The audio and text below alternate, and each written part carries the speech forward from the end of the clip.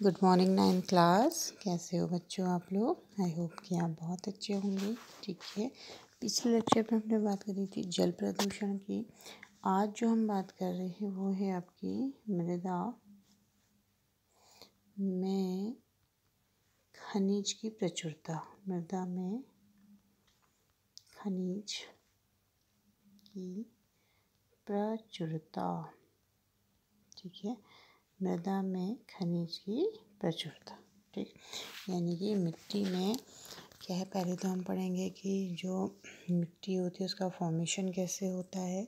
फिर हम पढ़ेंगे कि मिट्टी में क्या है, किस प्रकार के खनिज तत्व पाए जाते हैं। ठीक है, जैसे कि आप चित्र में देख रहे होंगे, क्या दिखाया गया आपको? पूरी मृदा दिखाई गई है ना। तो ये मृदा क्या है, जब हम इसको खेत में देखते हैं तो इस रूप में हमको दिखाई देती है। लेकिन जब मृदा बनती है, ठीक है, तब मृदा बनती है तो कैसे बनती है? बड़े बड़े पत्थरों को क्या होती है, इसमें धूप की वजह से जब पत्थर क्या होते हैं, प्रसारित होते हैं, ठीक है, उनमें दरारें आती हैं, या जल के कारण आती हैं या वायु के कारण आती हैं। तो इस तरीके से जो ये बड़े बड़े पत्थर हैं वो क्या होते हैं, ऐसे इस तरीके के महीन मिट्टी के रूप में क्या हो जाते हैं, कन्वर्ट हो जाते हैं। ठीक है, तो हम कह सकते हैं कि जो मिट्टी होती है उसका निर्माण कहाँ होता है? चट्टानों से होता है। और इस मृदा के जो निर्माण में लाखों करोड़ों वर्ष या हजारों वर्ष की अवधि लग जाती है। ठीक है बच्चों, मृदा में खनिज की प्रचुरता। ठीक है ना। अब देखते हैं कि एक क्षेत्र में जीवन की विविधता को निर्धारित करने वाला जो एक महत्वपूर्ण संपदा है वो क्या है? मृदा है। जैसा कि आपको पता है, इस चैप्टर का नाम ही क्या है? प्राकृतिक संपदा। तो हमने प्राकृतिक संपदा में पहले क्या पढ़ा? जल पढ़ा, वायु पढ़ी, है ना। तो अब हम क्या पढ़ रहे हैं? जो प्रकृति ने हमें दी है वो क्या है? मृदा है। ठीक है, तो मृदा क्या हो गई? प्राकृतिक संपदा है। अब ये कैसे बनती है और इसमें कौन कौन से तत्व हैं उनको हम देखेंगे। ठीक है, ये देखिए, मिट्टी का जो निर्माण है, अभी बताया था मैंने आपको कि उसमें हजारों लाखों करोड़ों वर्षों की जो प्रोसेसिंग होती है, समय लग सकता है। ठीक है, जैसे फिगर में देखिए आप, क्या हो रहा है कि पहले क्या हुआ होगा? सनलाइट है, सनलाइट ने क्या किया होगा कि इन पत्थरों को क्या करा होगा? दिन के समय इनको प्रसारित किया होगा। फिर क्या होगा? रात में जब सन नहीं था तो ठंडे की वजह से ये क्या होंगे संकुचित हुए होंगे, फिर दूसरे दिन प्रसारित हुए होंगे। इस तरीके से एक क्रम क्या होगा इसमें चलता रहा। तब क्या हुआ कि इसमें हल्का सा जो ये ब्रेक डाउन हुआ है, ठीक है, दरार आई है, इसमें क्या हुआ? बारिश के कारण फिर क्या भर गया? पानी भर गया। और इस तरीके से क्या होगी? एक चट्टान जो थी, ये जो एक चट्टान थी, ये किस में बदल गई? 2 टुकड़ों में बदल गई, है ना। और इस तरीके से ये 4 टुकड़ों में बदल गई और धीरे धीरे ये किस में कन्वर्ट हो गई? मिट्टी में कन्वर्ट हो गई। ठीक है, तो इस तरीके से क्या, स्टेप 1 में क्या था? एक पत्थर था, 2 में भी, 3 में भी, 4 में क्या हो गया? 4 हो गया। और धीरे धीरे ये पत्थर फिर फर्दर क्या होगा? टूटेगा आपस में। और एक दिन ऐसा आएगा लंबे प्रोसेसिंग के बाद ये क्या हो जाएगा? मृदा में या मिट्टी में क्या हो जाएगा? कन्वर्ट हो जाएगा। ठीक है, अब देखिए, जो मिट्टी की क्या होती है? सबसे बाहरी पृष्ठ होता है, परत होती है। ठीक है ना, मिट्टी है उसकी जो सबसे बाहरी है, सबसे ऊपरी परत कह सकते हैं उसको, क्या कहते हैं? भूपृष्ठ कहा जाता है। ठीक है, और इसमें ही क्या होते हैं? विभिन्न प्रकार के खनिज तत्व पाए जाते हैं। ठीक है, जैसे मैग्नीज हो गया, आयरन हो गया, ठीक है, कैल्शियम हो गया। तो ऐसे ही 17 क्या होते हैं? खनिज तत्व इनमें पाए जाते हैं। उससे अधिक भी पाए जा सकते हैं। कुछ खनिज तत्व होते हैं जो, ठीक है, कुछ खनिज तत्व क्या होते हैं? पेड़ पौधों के लिए क्या होते हैं? आवश्यक होते हैं। ठीक है, आपने अपने घरों के आसपास कभी देखा होगा कि पेड़ क्या पड़ गए हैं? पीले हो गए हैं या ब्राउनिश हो गए हैं, या उनके फल समय से पूर्व ही क्या हो जा रहे हैं? गिर जा रहे हैं। तो ये सब क्या होता है कि उस मिट्टी में अगर क्या है? खनिज तत्वों की कमी है, जो कि पेड़ पौधों की बढ़ने के लिए, ग्रोथ के लिए आवश्यक है। अगर उस मिट्टी में खनिज तत्व नहीं पाए जाएंगे तो पेड़ पत्ते क्या हो जाएंगे, असमय क्या हो जाएंगे, पीले पड़ जाएंगे, या फल उनमें क्या होगा, प्रॉपर नहीं आ पाए। ठीक है, तो खनिज तत्व क्या है, पेड़ पौधों की ग्रोथ के लिए क्या है, बहुत ज़्यादा आवश्यक है। ठीक है, तो कह सकते हैं कि जो मिट्टी है वो हमें क्या देती है, पालन पोषण के लिए क्या करती है, फसलें उपलब्ध कराती है, फलों के पेड़ उपलब्ध कराती है। अगर ये चीज़ें मिट्टी में ग्रो नहीं करेंगी तो पृथ्वी पर जो हमारा सर्वाइवल है, ठीक है, वो क्या हो जाएगा, कठिन हो जाएगा। ठीक, अभी आपको बताया कि जो मिट्टी होती है वो कैसे बनती है, कि बड़े बड़े पत्थर होते हैं। ठीक है, किसके वजह से, ताप के वजह से, सूर्य के ताप के वजह से, वायु के वजह से और जल के वजह से, तीन चीज़ें सब मुख्य हैं। ठीक है, ताप, वायु और जल के वजह से क्या होता है, जो बड़े बड़े पत्थर होते हैं वो किस में बदल जाते हैं, छोटे छोटे टुकड़ों में बदल जाते हैं, और लाखों करोड़ों या हज़ारों सालों के बाद ये बड़ी चट्टानें या ये पत्थर के बड़े टुकड़े आपस में टूटकर, टकराकर, ठीक है, ऊंचे स्थान से गिरने के कारण, ठीक है, उनमें जल भरने के कारण वो क्या हो जाते हैं, मिट्टी में कन्वर्ट हो जाते हैं। तो इस तरीके से क्या होता है, हमारी मिट्टी बनती है। ठीक, तो कौन कौन से कारक हैं, वो एक तो सूर्य है। सूर्य क्या करता है, देखिए, दिन के समय पत्थर को गर्म कर देता है जिससे वो प्रसारित हो जाते हैं, और रात के समय पत्थर क्या हो जाते हैं, ठंडे और संकुचित हो जाते हैं। ठीक है, क्योंकि पत्थर का प्रत्येक भाग क्या है, असमान है, तो इसलिए वो संकुचित और प्रसारित होते रहते हैं, और बार बार ऐसा होने से उनमें दरारें आ जाती हैं, जिसके कारण एक दिन वो क्या हो जाते हैं, टूटकर विभाजित हो जाते हैं। ठीक है, पहला तो कारण क्या हो गया हमारा, ताप हो गया सूर्य का। ठीक है, पहला कारण ये है। ठीक, दूसरा क्या है, दूसरा कारण क्या है, जल। तो जल क्या है, जल मृदा के निर्माण में दो प्रकार से सहायता करता है। ठीक है, पहला कैसे करेगा, कि जो सूर्य के प्रकाश से पत्थरों में दरारें आ गई थी तो उसमें जल भर जाता है और उनको वो क्या कर देगा, तोड़ने में हेल्प करेगा। दूसरा, कि अगर हम नदी में देखें या झरनों में देखें तो क्या हो रहा है, कि जो पानी का बहाव है वो पत्थरों को क्या कर रहा है, एक स्थान से दूसरे स्थान पे ले जा रहा है। तो जब वो गिरते हैं, ठीक है, या तेज वेग से टकराते हैं तो वो टूट जाते हैं, और टूटने के कारण फिर क्या होता है, वो धीरे धीरे किसमें बदल जाते हैं, मिट्टी में बदल जाते हैं। ठीक है, और पानी की सहायता से वो कहाँ जाते हैं, एक स्थान से काफ़ी दूर चले जाते हैं और वहाँ पर मिट्टी का क्या करते हैं, निर्माण करते हैं। ठीक है बच्चों, नेक्स्ट जो है हमारा वो है आपका वायु। ठीक है, वायु भी क्या है, एक फैक्टर है, कारक है, जो कि क्या करते हैं, मिट्टी को बनाने में हेल्प करती है।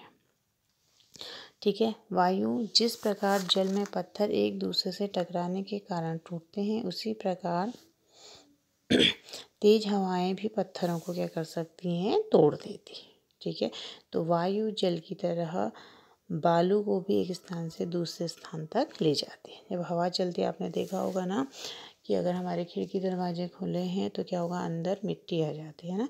तो जो हवा है वो क्या करती है, मिट्टी को एक स्थान से दूसरे स्थान पर भी ले जाती है, और जो बड़े पत्थर होते हैं उनको आपस में टकरा कर किसमें कन्वर्ट कर देती है, मृदा में कन्वर्ट कर देती है। तो इस तरीके से क्या हो गया, किसके द्वारा, एक तो हो गया सूर्य की प्रकाश द्वारा मिट्टी का निर्माण होता है, दूसरा जल के द्वारा होता है, तीसरा वायु के द्वारा होता है। ठीक है, अब देखिए, जो मृदा बनने की जो प्रक्रिया को जो प्रभावित करते हैं, ये तो तीन कारक हो गए। इसके अलावा क्या होते हैं, लाइकेन, सुना होगा आपने लाइकेन। ठीक है, तो लाइकेन और मॉसेस। ठीक है, पहला लिख देते हैं इसमें मॉस। मॉस क्या है, आजकल आपने देखा होगा बरसात में कि ये कोई भी तल है, यहाँ पर क्या होता है, इस तरीके से चिपकी चिपकी सी जो परत दिखाई देती है, ये क्या कहलाती है, आपकी मॉस कहलाती है। ठीक है, तो अगर ये क्या है, इस तरीके से चट्टान है कोई, तो यहाँ पर भी मॉस क्या होगी, पाई जाएगी। ठीक है, ये कोई चट्टान है ब्राउन कलर की, और उसमें क्या है, ग्रीन कलर का क्या है, ये मॉसेस लगी हुई है। तो ये भी क्या करती हैं, चाहे वो मॉस हो चाहे वो क्या हो, लाइकेन हो। ठीक है, लाइकेन भी आपने देखा होगा पेड़ों पर भी लगे रहते हैं, ये वाइट वाइट कलर की। ठीक है, और पत्थरों पर भी लगे रहते हैं, इस तरीके से दिखाते हैं आपको। इस तरीके से ऐसे ऐसे करके क्या होते हैं, चारों ओर लगे रहते हैं। ठीक है, तो कहने का मतलब ये है कि जो मॉस होते हैं और जो लाइकेन होते हैं वो पत्थरों के ऊपर क्या होते हैं, ग्रो करते हैं और कुछ केमिकल छोड़ते हैं, जिसकी वजह से जो बड़े पत्थर होते हैं वो क्या हो जाते हैं, मिट्टी में धीरे धीरे क्या होते हैं, कन्वर्ट होने लगते हैं। ठीक है, तो क्या हो रहा है, हमारी हेल्प कौन कौन कर रहा है चट्टानों से मिट्टी बनाने में। पहला तो क्या कर रहा था, सूर्य का प्रकाश, दूसरा जल, तीसरा वायु और चौथा क्या कर रहे हैं, मॉसेस और जो लाइकेन है वो क्या कर रहे हैं, चट्टानों पर उगते हैं और उसमें कुछ केमिकल छोड़ते हैं। ठीक है, जिसकी वजह से जो पत्थर है वो क्या हो जाता है, मिट्टी में धीरे धीरे कन्वर्ट होने लगता है। ठीक है,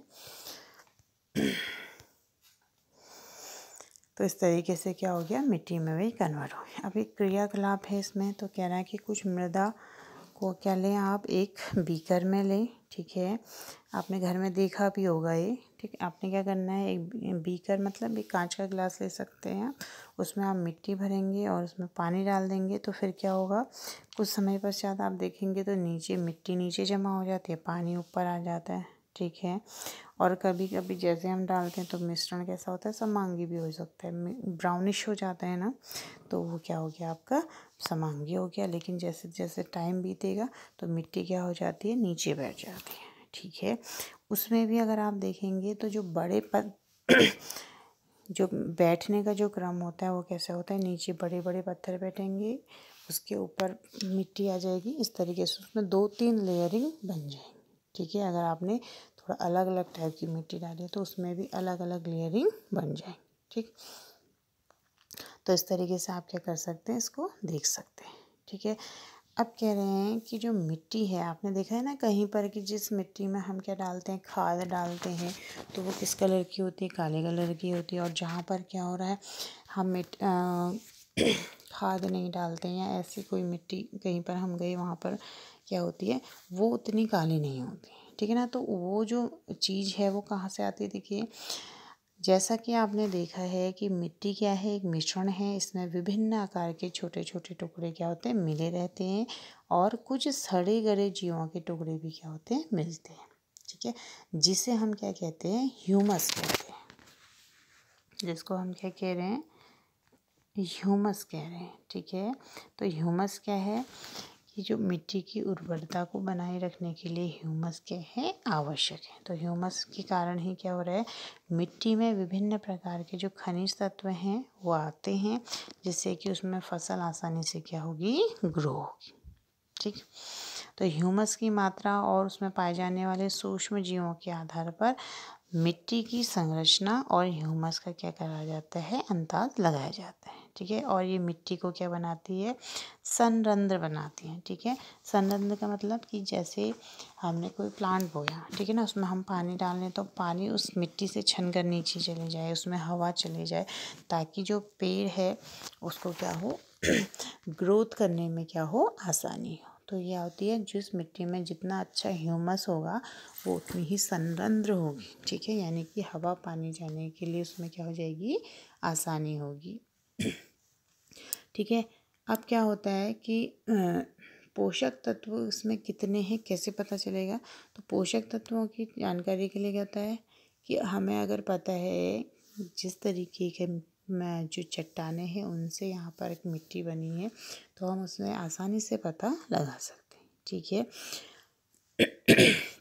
और जहाँ पर क्या है, ह्यूमस की क्या होगी, कमी होगी, तो वहाँ पर जो फसल है वो उतनी अच्छी नहीं होती है। तो ह्यूमस क्या करती है, फसलों को उगाने के लिए क्या करती है, महत्वपूर्ण भूमिका निभाती है। ठीक है, लेकिन आजकल आपने सुना भी होगा, देखा भी होगा, ठीक है, आधुनिक खेती जो होती है उसमें जो किसान है वो क्या कर रहा है, क्योंकि हमारे देश की जनसंख्या इतनी है तो हम क्या करते हैं कि जो खेत हैं उनमें फसलें बोते हैं, उनमें क्या डालते हैं, उर्वरकों का प्रयोग करते हैं और कीड़े मकोड़े ना आए उसके लिए कीटनाशियों का भी उपयोग करते हैं। ठीक है, तो जिसकी वजह से जो मृदा है उसका जो ह्यूमस है, ठीक है, जो ह्यूमस है या उसमें जो खनिज तत्व हैं वो क्या हो रहे हैं, धीरे धीरे घट रहे हैं, यानी कि मिट्टी की जो उर्वरता है वो क्या हो रही है, प्रभावित हो रही है। ठीक है। तो इसलिए हमें क्या करना चाहिए, किसानों को जागरूक करना चाहिए कि आप उर्वरकों का क्या हो कम से कम प्रयोग करें। उसकी जगह पर जो गोबर की खाद है या कंपोस्ट खाद है उसका ही क्या करें, यूज़ करें। अगर उसका यूज़ नहीं करेंगे तो जो हमारी भूमि उर्वर है यानी कि उपजाऊ है वो कैसी हो जाएगी, बंजर हो जाएगी। ठीक है ना। तो इस तरीके से हम क्या कर सकते हैं, जागरूकता भी ला सकते हैं। ठीक है। अब क्या हो रहा है, देखिए अभी हमने बात करी ना कि जो ह्यूमरस होता है, ठीक है, मिट्टी की सबसे ऊपरी परत जो होती है वो क्या होती है, पेड़ों की ग्रोथ करने के लिए आवश्यक है और उपजाऊ होती है, कहने का मतलब ये है। ठीक है। तो जब मिट्टी की ऊपरी परत, ठीक है, जैसे यहाँ पे फिग में दिखाया हुआ है आपको, किस तरीके से ढलान में क्या है पेड़ उगाए गए हैं और अत्यधिक इसमें क्या है, जब पानी डाल रहे हैं तो सारी जो फसल है वो क्या हो जा रही है, यहाँ से गायब हो जा रही है ना। तो क्या हो रहा है कि जो मिट्टी की सबसे ऊपरी परत होती है वो क्या कहलाती है, आपकी उपजाऊ। ठीक है। उसकी वजह से ह्यूमस बनता है और वो उपजाऊ होती है ना। और उसी में कोई भी प्लांट क्या करता है, ग्रो करता है। लेकिन जब क्या हो रहा है, मिट्टी की जो ऊपरी सतह है, ठीक है, जैसे सब कुछ कीजिए, ये क्या है, मिट्टी की सबसे ऊपरी सतह है। ठीक है। फिर नीचे भी है, फिर और नीचे बड़े बड़े कंकड़ पत्थर हैं। ठीक इस तरीके से मिट्टी का क्या है, संरचना है।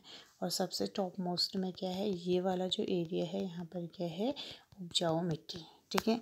अब क्या है कि अगर आपने इसमें प्लांट नहीं लगाए, है ना, अगर आपने इसमें प्लांट नहीं लगाए, जोर से हवा आई तो ये मिट्टी को क्या करेगी, उड़ा ले जाएगी। अगर तेज़ बारिश हुई, है ना, अगर तेज़ बारिश हुई तो भी ये मिट्टी को बहा ले जाएगी। ठीक है। तो इस तरीके से कि मिट्टी के ऊपरी परत का किसी कारणवश हट जाना, ठीक है, मिट्टी की ऊपरी परत का, ये वाली परत का किसी कारण से हट जाना क्या कहलाता है, मृदा अपरदन कहलाता है। ठीक है। यानी कि सॉइल इरोजन कहलाता है। ठीक है। लेकिन अगर हम इसको रोकना चाहते हैं, ठीक है, अगर हम क्या कर रहे हैं, इसको रोकना चाह रहे हैं तो हमको क्या करना पड़ेगा, इसमें प्लांट लगाने पड़ेंगे। ठीक है। देखिए जैसे प्लांट अभी समझाते हैं आपको। ठीक। तो हम प्लांट लें और ये मिट्टी की क्या है, आपकी ऊपरी सतह है। ठीक है। यहाँ पे क्या है, मिट्टी है। ठीक। अगर हमने इसमें क्या करा है, प्लांट लगाए हैं, तो आपने देखा होगा जब हम किसी प्लांट को उखाड़ते हैं तो उसकी जड़ें क्या करी रहती हैं, अगर ये सपोज कीजिए ये जड़ें हैं, ठीक है, तो ये क्या कर रही रहती है, मिट्टी को पकड़े रहती है ना। तो अगर हम क्या करेंगे कि जो हमने अभी बात करी मृदा अपरदन की, मृदा अपरदन क्या है कि उपजाऊ मिट्टी की ऊपरी परत का हट जाना किसी कारणवश, वो क्या हो सकती है, आपका हवा भी हो सकता है, ठीक है, पानी भी हो सकता है। ठीक। और क्या हो सकता है, हवा भी है, पानी भी है, ठीक है, अन्य कारण भी हो सकते हैं। ठीक। जैसे हम अत्यधिक पशुओं का चारण, पशुओं से क्या कराएं, पेड़ पौधों को उनको चरा दें वहाँ पर, ठीक है, या हम वहाँ पर बंजर छोड़ दें तो हवा से क्या होगी, मिट्टी के स्थान से दूसरे स्थान में चले जाएगी। और पृथ्वी की मिट्टी का हटना ही क्या कहलाता है, उपजाऊ मिट्टी की ऊपरी परत का हटना ही क्या कहलाता है, मृदा अपरदन कहलाता है। ठीक है। तो मृदा अपरदन को हम कैसे रोक सकते हैं देखिए अगर मृदा अपरदन होगा तो क्या होगा, देखिए ये जो भूमि है वो क्या हो जाएगी, आपकी बंजर हो जाएगी। ठीक है। और लैंडस्लाइड होगी, यानी कि जो पहाड़ हैं वो क्या हो जाएंगे, स्लाइड करने लगेंगे। ठीक है। तो इस तरीके से जो मृदा अपरदन है उससे वहाँ पर क्या हो जाती है, बंजर की स्थिति आ जाती है। क्यों, क्योंकि जो उपजाऊ परत है वो तो क्या है, वो हट गई है ना, इसलिए वहाँ पर क्या हो जाएगा, वो एरिया बंजर हो जाएगा। ठीक है। तो उसके लिए हमको क्या करना चाहिए, जंगलों को काटने से बचाना चाहिए। ठीक है। अधिक से अधिक वृक्षारोपण करना चाहिए। ठीक है। पहला क्या करना चाहिए, एक तो ये हो गया, जंगलों को काटने से बचाना चाहिए। दूसरा हमें क्या करना चाहिए, वृक्षारोपण करना चाहिए। ठीक है। जैसा भी बताया था कि वृक्षारोपण करने से या पेड़ पौधे लगाने से पेड़ों की जड़ें क्या होती है, मिट्टी को पकड़े रहती है। तो जिससे आधी तूफान भी आए या बहुत अत्यधिक तीव्र वर्षा आए तो भी क्या होगी, मिट्टी की जो उपजाऊ परत है वो क्या होगी, उसका मृदा अपरदन नहीं होगा, यानी कि वो एक स्थान से दूसरे स्थान पर नहीं जा पाएगी। ठीक है।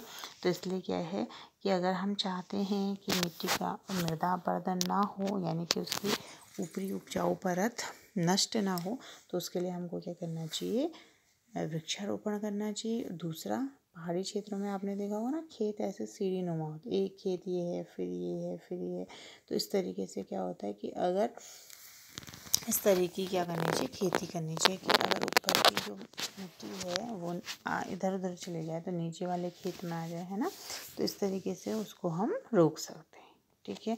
तो मृदा अपरदन के लिए हम रोकने का उपाय क्या है, पहले तो मृदा अपरदन क्या है, मृदा अपरदन क्या है कि उपजाऊ मिट्टी की ऊपरी सतह का हट जाना, ठीक है। उपजाऊ मिट्टी की ऊपरी सतह का किसी कारणवश हट जाना मृदा अपरदन कहलाता है। मृदा अपरदन को रोकने के लिए हम क्या कर सकते हैं, एक तो जंगलों को काटने से बचा सकते हैं, दूसरा हम क्या कर सकते हैं, वृक्षारोपण कर सकते हैं, और लोगों को क्या कर सकते हैं, वृक्षारोपण के लिए प्रेरित कर सकते हैं, ठीक है। तो इस वजह से इससे ही हम मृदा अपरदन को क्या करेंगे, रोक पाएंगे, ठीक है। और अपनी मिट्टी को क्या करेंगे, उपजाऊ बना पाएंगे। और उससे भी ज़्यादा कि हम उर्वरकों का कम से कम प्रयोग करें, ठीक है। गोबर की खाद का प्रयोग करें, ठीक, या पेस्टिसाइड्स यानी कि कीटनाशियों का कम से कम प्रयोग करें, ठीक है। जिससे कि मिट्टी में क्या बने, उसका ह्यूमरस भी बना रहे और मिट्टी क्या हो, उपजाऊ, ठीक है बच्चों। तो आज के लिए इतना ही, फिर नेक्स्ट टॉपिक में हम नेक्स्ट टॉपिक के बारे में डिस्कस करेंगे। Thank you.